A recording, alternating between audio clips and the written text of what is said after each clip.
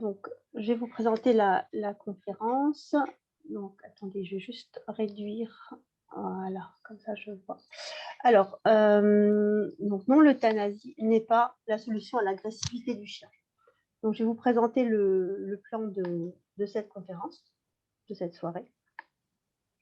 Alors, je définirai au départ ce qu'est l'agressivité. Donc, l'agressivité, qu'est-ce que c'est?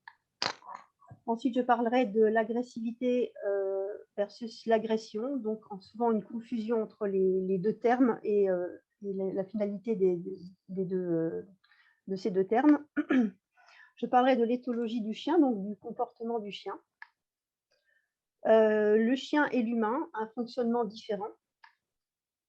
L'agressivité mal maîtrisée, pourquoi? Pourquoi est-ce que le chien peut arriver à une agressivité mal maîtrisée?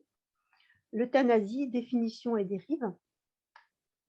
Pourquoi et comment se faire aider? Et à chaque cas, son lot de solutions. Alors, l'agressivité, qu'est-ce que c'est? L'agressivité, en fait, c'est une pulsion motrice de vie. En fait, c'est en chacun de nous. C'est nécessaire à la survie de chaque espèce. Et ça existe chez toutes les espèces. Donc, quel que soit l'animal, que ce soit une proie ou un prédateur, l'agressivité est en chacun de nous. En fait, la notion d'agressivité, c'est ce qui nous permet de réagir. C'est aussi la base de notre cerveau reptilien. Donc, ça nous permet de réagir et d'agir face aux différentes situations qui peuvent arriver dans notre vie. Et pour les animaux qui sont les animaux sauvages, c'est très important pour eux qu'ils aient cette pulsion pour se sauver pour une proie, pour éventuellement contre-attaquer, pour les prédateurs, pour pouvoir chasser leur proie. Donc, c'est une force de combativité, d'affirmation de soi. C'est quelque chose qui est en nous aussi, hein, puisque il y a les animaux humains et les animaux non humains. Donc, cette force de combativité, c'est ce qui nous permet aussi de réagir dans notre vie de tous les jours, donc en pouvant simplement dire non à une situation, par exemple. Donc, une agressivité maîtrisée, c'est ce qui permet la cohésion d'un groupe. Donc, cette agressivité permet de gérer les choses. Alors, souvent, on confond agressivité et agression. Il y a une confusion.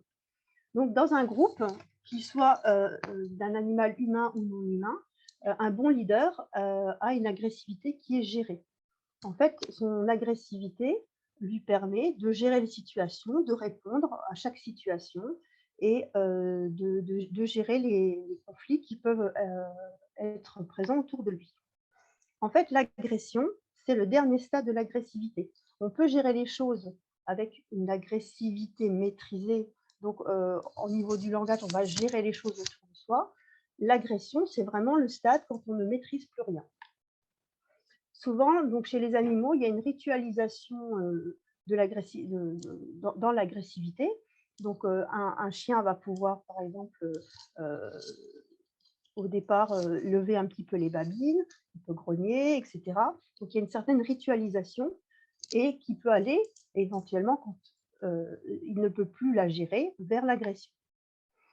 Et dans les groupes, dans les meutes, et on trouve ça aussi bien dans les meutes de carnivores ou dans les hardes, comme les hardes de chevaux. Donc, quand on a un bon leader, il gère son agressivité. Quand on a un mauvais leader, c'est un leader qui ne sait pas gérer et ça devient un tyran. Alors, parlons de l'éthologie du chien, donc c'est-à-dire la science du comportement du chien. Alors, chez le chien, la socialisation est un point essentiel. C'est un animal social. Il a besoin de ses congénères autour de lui. Il a besoin de connaître d'autres animaux, donc d'autres chiens déjà, des congénères, et d'autres animaux. C'est important aussi pour lui, pour nos chiens domestiques. Et c'est important pour lui parce qu'il vit en meute. Et la meute, donc, c'est une nécessité. Il a besoin d'une meute, donc, soit de chiens, si c'était un animal sauvage, et avec nous, la meute, c'est la famille, donc c'est pour lui une nécessité. Et il a besoin de contact intra-espèces avec ses congénères et interespèces avec les humains et éventuellement d'autres animaux. Pour lui, la hiérarchie, c'est une stabilité. Donc, quand le chien sait quelle est sa place dans sa meute, tout va bien, il n'a pas d'anxiété, il est serein, et donc il peut se gérer. Et comme tous les animaux, ils ont des codes, donc on les appelle les codes canins. Donc les chiens s'expriment donc évidemment par des vocalises, mais ils s'expriment également par des codes, souvent des postures, des mimiques qui sont propres à leur espèce. Ils ont également une grande nécessité de dépenser leur énergie. C'est un animal qui a besoin de mouvement, la vie est dans le mouvement. Donc un chien sera bien dans ses pattes s'il a de quoi dépenser son énergie chaque jour. Et le chien, c'est un animal adaptatif. C'est un être adaptatif. Il s'adapte à beaucoup de choses. Donc, il peut s'adapter de manière positive, il peut s'adapter de manière négative. Et comme il est toujours adaptatif, on peut toujours changer les choses. Alors, chien et humain, un fonctionnement différent. Alors, l'humain a un modèle social qui est plus convivial, plus hiérarchique. Alors, effectivement, chez les humains, il y a aussi une hiérarchie. Nous avons, dans notre société humaine, des présidents, des ministres, des maires, des villes, etc. Dans la famille, nous avons aussi dans les hiérarchies avec les parents et les enfants. Mais nous avons un système plus convivial, donc on va manger autour de la table, on va recevoir des amis, on a un principe plus égalitaire. Chez le chien, c'est un modèle social hiérarchique strict, une pyramide familiale. Donc en fait, nous aurons les parents ou les leaders au sommet de la pyramide, et ensuite à chaque étage, les chiens auront chacun leur place, et ils respecteront leur place au sein de cette pyramide. Alors attention au danger de l'anthropomorphisme, parce que souvent, en tant qu'humain, on va vouloir calquer nos faits et gestes, nos comportements à ceux des chiens.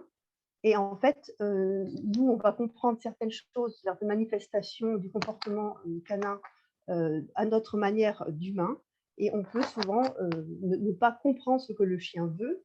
Et donc, il y a une incompréhension entre l'humain et le chien. Excuse-moi, Anne, je suis désolée de t'interrompre. On y a un petit clic sûrement lié au micro des écouteurs. Je sais pas si c'est... Voilà, excuse-moi. Bon, c'est pas grave.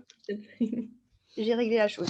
Oui, merci Anne. Merci Marie, je voulais le signaler aussi. Merci. Merci. Alors, les subtilités mal connues des codes canins. Donc justement, au niveau des codes canins, l'humain peut parfois ne pas comprendre certains de ces codes. Par exemple, un chien peut se mettre à bâiller. Alors, ce n'est pas par ennui ou autre chose, mais ça peut être parce qu'en fait, il sent que son gardien est énervé et il va bâiller pour lui faire comprendre qu'il lui-même est stressé et il peut bâiller. Ou alors, le chien, sentant que son gardien s'énerve, va lui tourner le dos. Et l'humain, pour nous, en tant qu'humain, quelqu'un qui nous tourne le dos, c'est quelqu'un qui s'en fiche et qui nous ignore. Alors que pour le chien, c'est juste demander à l'humain, s'il te plaît, calme-toi. Attendez, ça part. Voilà, la suite. Alors, l'agressivité mal maîtrisée, pourquoi ? Alors, souvent, l'agressivité mal maîtrisée peut intervenir pour plusieurs raisons. Donc déjà, il y a la sélection canine. L'humain a sélectionné les races de chiens et pour des raisons. Donc, il y en a les races de chiens qui ont été sélectionnées pour la chasse, certaines pour garder les maisons, pour garder les troupeaux, pour chasser les souris ou les rats, on parlera de terrier. Donc, on a des races qui sont bien plus toniques que d'autres. J'en citerai quelques-unes. Nous avons tous les chiens qui sont surtout à la mode, comme les border collie ou les bergers australiens, qui sont des chiens qui sont normalement été sélectionnés pour garder les troupeaux, donc courir longtemps avec endurance. Nous avons aussi les malinois et les bergers hollandais, qui sont des chiens qui ont été sélectionnés pour garder, et donc qui peuvent avoir un tempérament bien tonique. Et nous avons également des races comme les Jack Russell, qui sont des chiens de terrier, qui sont faits pour chasser normalement les rats et les souris, et qui sont des chiens qui ont besoin d'une grande dépense d'énergie. Donc souvent, ces chiens-là, si on les garde trop enfermés, le chien frustré de ne pouvoir se dépenser peut avoir une agressivité qui est mal gérée. Donc, dans le même principe, le choix d'un chien, il faut le faire en connaissance de cause avec son mode de vie. Donc, on peut avoir un mode de vie où on travaille toute la journée, où on part le matin, on rentre le soir. Et le chien, le soir, on est fatigué, on lui fait faire un petit pipi et puis c'est tout. Et le chien a passé nous, on a passé notre journée à nous occuper. Et le chien a passé sa journée à dormir et à nous attendre. Et il n'a qu'une envie, c'est de dépenser toute l'énergie accumulée et il ne peut pas. La place mal définie du chien au sein de la meute famille, au sein de sa famille. Donc, si le chien ne comprend pas quelle est sa place, il peut avoir des manifestations et on peut aussi ne pas comprendre certains codes. Et à ce moment-là, son agressivité peut monter. Une éducation coercitive, c'est-à-dire une éducation avec de la violence pour un chien, peut générer chez lui de l'agressivité, de même qu'une éducation incohérente. Admettons qu'un jour, on a envie qu'il vienne sur le canapé et le lendemain, pour X raison, on n'a plus envie, et ainsi de suite. Le chien ne comprend pas et il peut, par incompréhension, réagir de manière un peu vive. Et dans ces cas-là, on peut avoir différents cas comme l'abandon de la ritualisation. Si un chien se met à grogner pour nous avertir et qu'on lui dit non à un moment donné, il n'arrêtera le grognement, il abandonnera cette ritualisation pour agresser directement. Et il y a également l'instrumentalisation.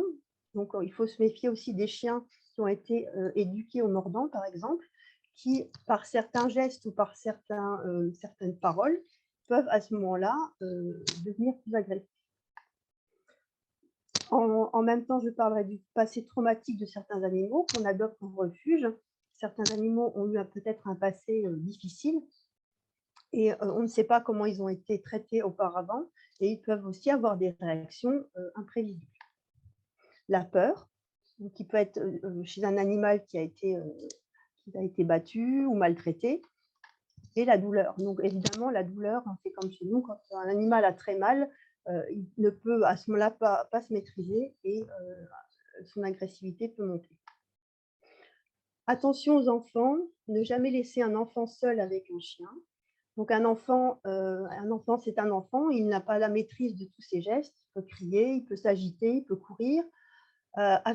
Même avec le chien de la maison, on ne laisse jamais l'enfant tout seul avec, parce qu'il peut tirer les poils du chien, il peut tirer les oreilles, la queue, il peut faire des gestes brusques et le chien, parfois, va pouvoir peut-être remettre l'enfant à sa place et ce n'est pas son rôle, mais ça peut devenir dangereux pour un enfant. Donc, on ne laisse jamais un enfant seul avec un chien.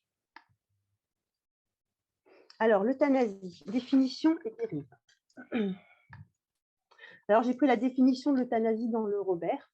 Donc, c'est l'usage des procédés qui permettent de hâter ou de provoquer la mort de malades incurables qui souffrent et souhaitent mourir. Donc, normalement, l'euthanasie est réservée aux personnes ou aux animaux en fin de vie ou avec des maladies incurables pour abréger des souffrances inutiles et inhumaines. Parfois, elle est malheureusement proposée à des gardiens désemparés qui ont un animal, un de leurs chiens qui ne gère pas son agressivité, qui a déjà mordu, et on présente ce chien comme irrécupérable et on propose l'euthanasie comme solution à cette agressivité. Et il arrive aussi que certains gardiens peuvent estimer ne plus avoir envie de garder leur animal. Donc, comme on dit dans l'expression bien connue, quand on veut se débarrasser de son chien, on dit qu'il a la rage. Donc, à ce moment-là, on va vers les euthanasies de complaisance, qui sont des alternatives à l'abandon. Alors, pourquoi et comment se faire aider quand son chien maîtrise mal son agressivité? Donc, comme je l'ai dit tout à l'heure, le chien est adaptatif. Donc, en modifiant des choses, en adaptant son mode de vie, en respectant les besoins du chien, donc ses besoins de mouvement, de nourriture, ses besoins de câlin, etc. Donc, en le replaçant à sa juste place, le changement du comportement, on a un changement du comportement dans plus de 99% des cas. Donc, le mieux est d'agir rapidement avec l'aide d'un bon comportementaliste. Et l'association comportementaliste pour tous gère ces cas. On a géré déjà pas mal de ces cas. Alors, un exemple de solution parmi d'autres, hein, donc chaque cas étant différent, donc chaque cas a son lot de solutions. et un cas n'aura pas les mêmes solutions qu'un autre. Donc, en fait, il faut s'adapter à chaque situation et à chaque famille. Donc, il y a évidemment un entretien comportemental et environnemental.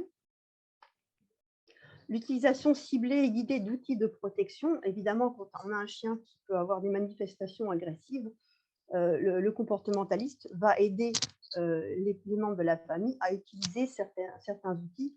Un exemple, comme la muselière Baskerville, peut être utilisée de manière guidée et ciblée avec l'animal, mais évidemment, jamais en continu. La gestion des jeux et des contacts, les fleurs de bac qui vont aider à gérer les émotions aussi bien de l'animal que de ses gardiens. La communication animale peut également aider, ainsi qu'un travail sur l'émotionnel des personnes. Donc ça, c'est vraiment un exemple de solution qu'on peut apporter.